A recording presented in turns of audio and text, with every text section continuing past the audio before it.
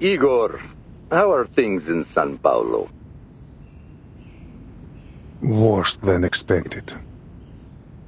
I have a small number of troops with me, but not enough to deal with the situation. Things have gotten out of hand. At least one of the Apostles' Brotherhood leaders has pledged allegiance to the menace. Brotherhood.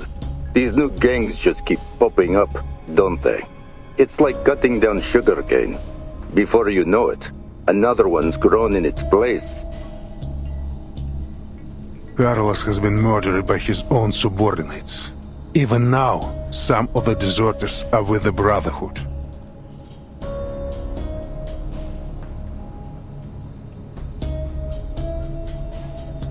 Did you catch them?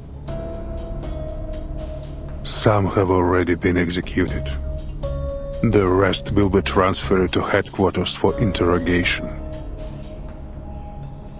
Good. What assistance do you require, comrade? An army. A reliable one. An army? I'm afraid that's not possible. We simply don't have the men to spare. It doesn't need to be large. Just dispatch my Sentinel unit from Buenos Aires to São Paulo.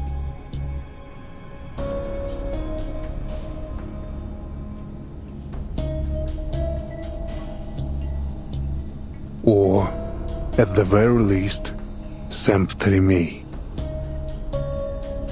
Ptolemy? Ah, one of your orphan children. That seems like a feasible solution. Yes. His parents died fighting for Zeno. All my children are loyal to a fault. Officer Carlos was shot in the head by one of his own men in this very office. I need soldiers I can trust. So the fearless Igor is afraid of death after all. An officer was killed by his own soldiers at his own base. This is an immense stain on Zeno's honor.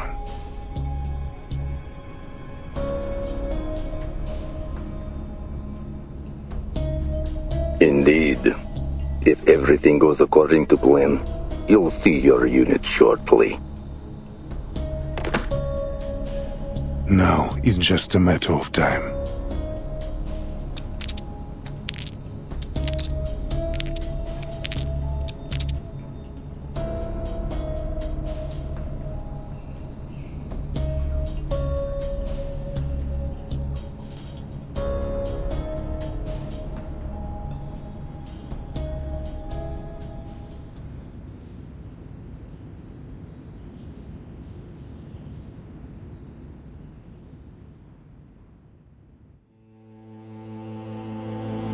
Я видел ястреба, что гнался за голубкой, и бога солнца, который туго натягивал свою золотую тетиву.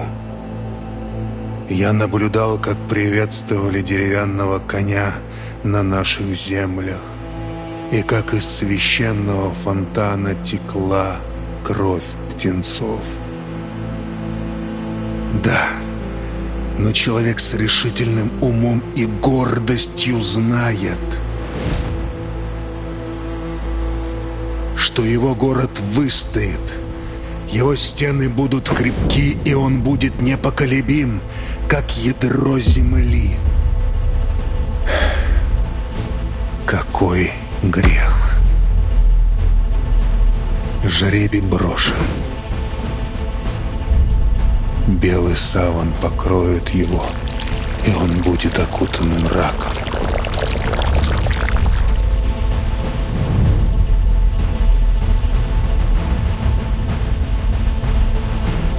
Это все для светлого будущего.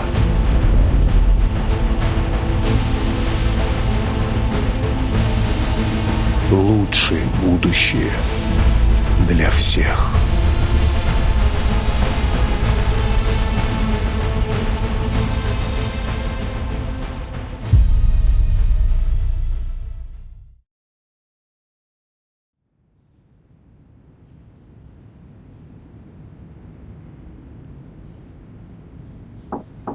Admiral,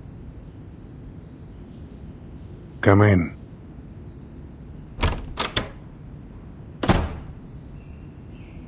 yesterday we received word from the timekeeper that Dr. Torres has been abducted by the Apostles' Brotherhood. She should be coordinating with Lopera to set up a rescue operation as we speak.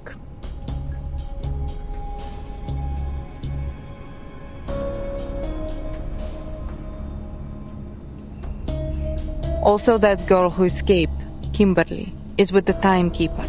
She claims that she was released. Just play along with your lie. There is no need to tell Opera the truth. The Brotherhood has demanded that we exchange the detained deserters for the doctor.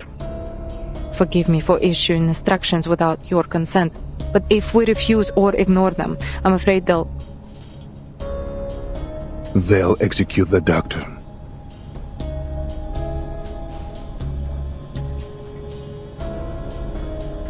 What arrangements did you make?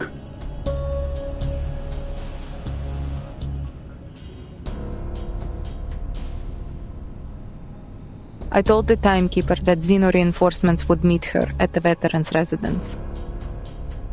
Since Lopera is familiar with the place, I also asked her to scout out the rendezvous location. And yes, I played along with Kimberly's lie. I assumed you would have done the same, Father. Very good.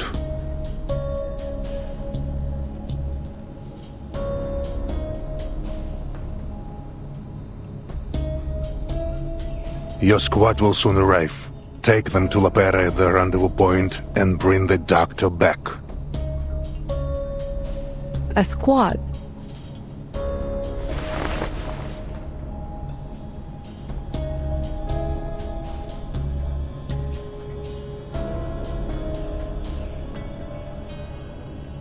I have spoken with headquarters. All going well. Teleme and the unit will arrive soon.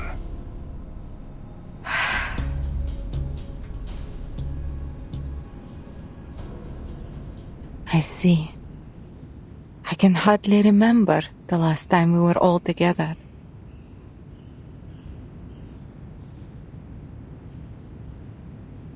Your father died in Abadan. In a war he had no obligation to fight in. It's far more glorious to die in the throes of battle than to wither away on a sick bed. He made an honorable sacrifice. How shameful that we would tarnish his honor.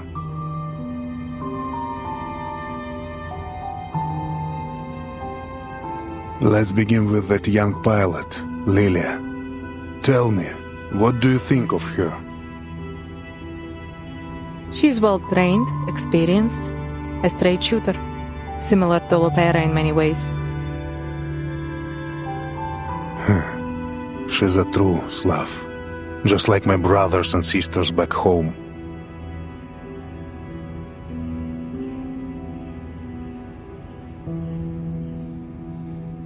I suppose she's luckier than Lopera, not destined to become a traitor like her. Lopera is still a child, really.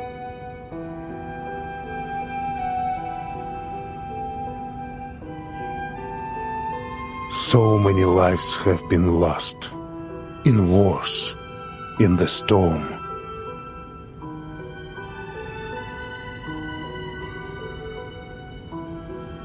What do you think Lopera will do?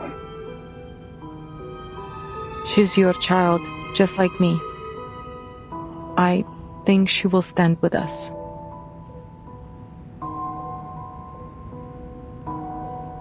You think? Do you?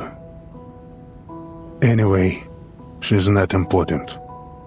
Here, take a look at this.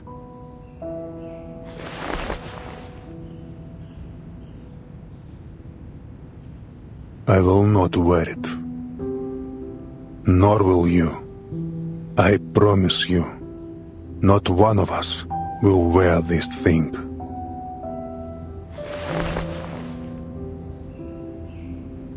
The preacher has given us a gift and shared with us an oracle.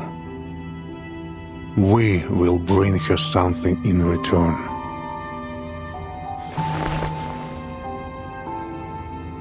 Fire and brimstone rained down from heaven. Yet among the ruins were covered the remnants of a miracle. A miracle that is living, breathing, and growing.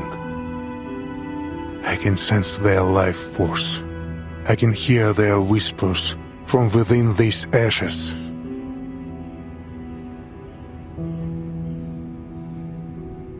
Moldir, they are invincible. Rather than endlessly throwing young soldiers' lives to the white stone house, I choose to stand with the true future.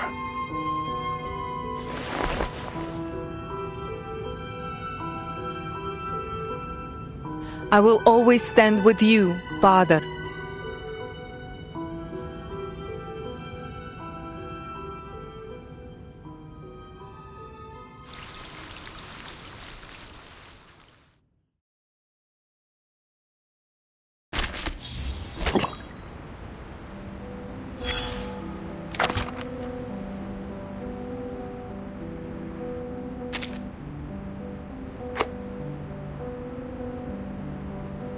The gambling game's been set up in a place unfamiliar to you.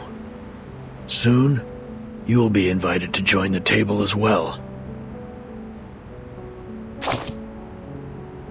Huh. You seem to have grown quite assertive. But remember this.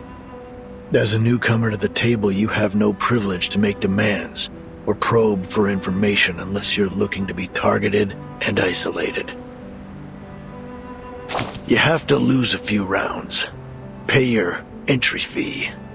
Only then can you start to learn the secrets of those at the table. The players' backgrounds, the dealers' habits, and the truth behind the highest stakes gambler. It's baffling to me. Why would anyone travel halfway across the world just to throw away their money?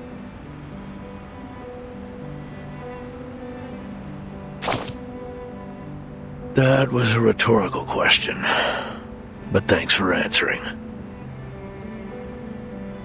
You're right.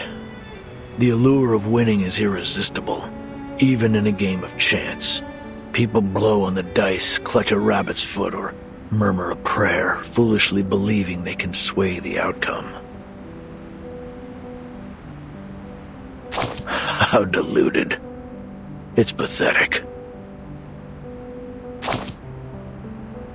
Oh, quite the opposite. The odds are rarely equal. Your opponents could have any number of advantages stuffed up their sleeves. A larger stack of chips, easier winning conditions, or even the power to change the rules. Want a fair game? You've got to fight for it, by any means necessary. The white suits always play it safe, carefully hedging their bets, while the black robes plot to overturn the table. Clever? More like cretinous and atrocious.